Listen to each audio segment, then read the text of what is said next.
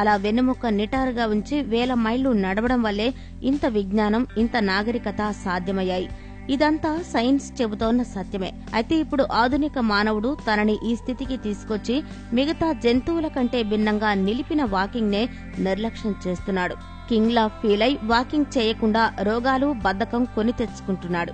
ఏ వ్యాయామం చేయని వారైనా చిన్న చిన్న పనులకి నడుస్తూ వెళితే బోలెడు లాభం అంటున్నారు డాక్టర్స్.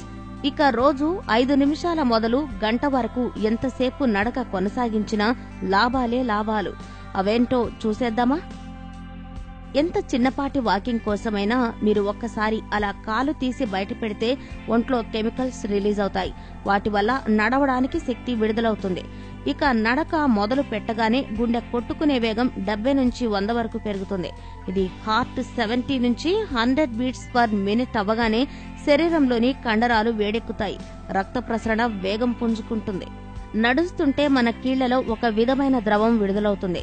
దానివల్ల మనం ఈజీగా నడవగలుగుతాం. ఈ విధంగా శరీరంలోని బిగుతుతనం పోయి ఫిట్నెస్ వస్తుంది నడవడం వల్ల. ఇదే సమయంలో మీ ఒంట్లో నిమిషానికి 5 క్యాలరీలు ఖర్చవడం మొదలవుతుంది. ఫ్యాట్స్, కార్బోహైడ్రేట్స్ బర్న్ అవుతాయి. 5 నిమిషాలు నడిచాక 6వ నిమిషం నుంచి 10 నిమిషాల వరకు వాకింగ్ చేసేవారి హార్ట్ బీట్ మరోసారి పెరుగుతుంది. నిమిషానికి 100 నుంచి 140 సార్ల దాకా గుండె కొట్టుకోవడం జరుగుతుంది. అలాగే నిమిషానికి 6 క్యాలరీలు కరుగుతాయి శరీరంలో. మన శరీరంలో ఇదే సమయంలో జరిగే మరో మార్పు బ్లడ్ ప్రెషర్ పెరగడం. రక్తం కదిలే వేగం పెరగడంతో ఒంట్లో మరిన్ని కెమికల్స్ విడుదలవుతాయి. వీటి ఫలితంగా రక్తనాళాలు సాగుతాయి. ఎక్కువ రక్తం కండరాలకు అందుతుంది. ప్రతిరోజు వాకింగ్ వల్ల రక్తనాళాలు సాగుతూ ఉంటే కొన్నాళ్లకి శరీరం పూర్తి ఆరోగ్య స్థితికి చేరుకుంటుంది. శరీరంలోని అన్ని అంగాలకి రక్తం, ఆక్సిజన్ తగినంతగా చేరుకుంటూ ఉంటాయి. ముఖ్యంగా గుండెకి వచ్చే పోయే రక్త ప్రసారణ మార్గాలు ఆరోగ్యకర స్థితికి వచ్చేస్తాయి. దీనివల్ల హృదయ సంబంధమైన ప్రమాదాలు తప్పుతాయి. ఇక 11 నుంచి 20 నిమిషాల నడుమ మీరు వాకింగ్ కంటిన్యూ చేస్తున్నప్పుడు శరీర ఉష్ణోగ్రత పెరుగుతూ ఉంటుంది. ఇది కూడా ఆరోగ్యకర పరిణామమే. ఎందుకంటే శరీర ఉష్ణోగ్రత పెరగడం వల్ల చర్మం దగ్గర ఉన్న రక్తనాళాలు ఉబ్బటం జరుగుతుంది. వాటిలోంచి వేడి విడుదలవుతుంది. చెమటలు పోస్తాయి. చెమటలతో పాటు అనేక మలినాలు బయటికి పోతాయి. మరోవైపు నడక కొనసాగిన కొద్దీ మన శ్వాస మరింత దీర్ఘంగా మారుతుంది. బయట నుంచి కొత్త స్వచ్ఛమైన గాలి ఊపిరితిత్తుల్లోకి చేరుకుంటుంది. నిమిషానికి 7 క్యాలరీల శక్తి వినియోగం జరుగుతుంది. ఈ దశలో జరిగే మరో విశేషం ఏంటంటే మన ఒంట్లో ఎపినెఫ్రైన్, గ్లూకాగన్ అనే హార్మోన్లు విడుదలవుతాయి. వీటిల్లో ఎపినెఫ్రైన్ ఉపయోగం ఏంటో వింటే ఆశ్చర్యపోతారు. దీనివల్ల ఆస్తమా అటాక్ రాదు. అలాగే అలర్జీలు పోతాయి. నిజానికి ఈ హార్మోన్ బయట షాపులో మెడిసిన్ లాగా అమ్ముతుంటారు. కానీ 20 నిమిషాలు నడిస్తే మన శరీరమే తనంత తానుగా ఎంతో ఉపయోగకరమైన హార్మోన్ ని తయారు చేసుకుంటుంది. ఆస్తమా, అలర్జీలు పోతాయి. 20 తర్వాత 21 నుంచి 45 నిమిషాల వరకు వాకింగ్ చేయడం మరింత లాభదాయకంగా ఉంటుంది. ఈ సమయంలో శరీరం మరింత అధికంగా టెన్షన్ తగ్గించుకుంటుంది.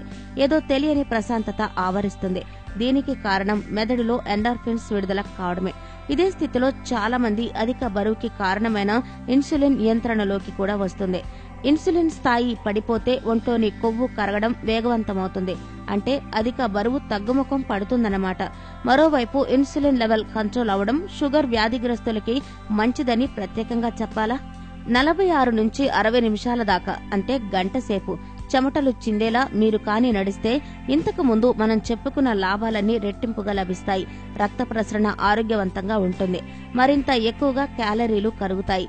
శరీరానికి బోలెడంత ప్రాణవాయువు అందడం వల్ల స్వచ్ఛంగా, హాయిగా అనిపిస్తుంది. ఎండలో ఉండడం వల్ల సూర్యుడి కిరణాల్లోని డి విటమిన్ పుష్కలంగా అందుతుంది. రోగ నిరోధక శక్తి లభించడమే కాక మనసుకు ఉల్లాసంగా అనిపిస్తుంది. గుండె కూడా భద్రంగా ఉంటుంది.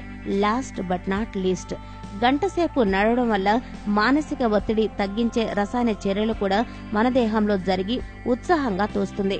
ఇన్ని కారణాలున్న నడకని మనం ఏం చేస్తున్నాం? పడకేం చేస్తున్నాం? సైకిళ్లు, మోటార్లు, కార్లతో కాలు తీసి కారు పెట్టడానికే బద్దకిస్తున్నాం. కానీ నడవకపోతే జీవితం సాఫీగా నడవదు. అందుకే నడవండి. ఆరోగ్యకర జీవితం వైపు సాగిపోండి.